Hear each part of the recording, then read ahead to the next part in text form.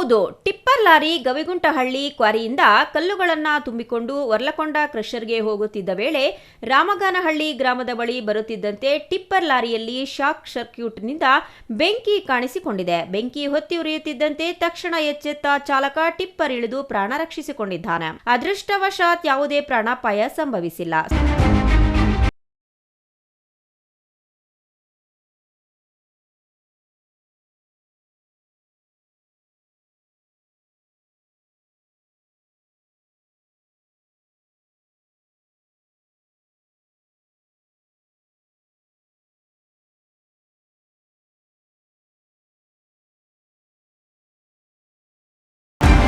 ಸ್ಥಳೀಯರು ತಕ್ಷಣ ಅಗ್ನಿಶಾಮಕ ದಳಕ್ಕೆ ಮಾಹಿತಿ ತಿಳಿಸಿದ್ದು, ಕೂಡಲೇ ಅಗ್ನಿಶಾಮಕ ಸಿಬ್ಬಂದಿ ದೌಡಾಯಿಸಿ ಬೆಂಕಿ ನಂದಿಸುವಲ್ಲಿ ಯಶಸ್ವಿಯಾಗಿದ್ದಾರೆ.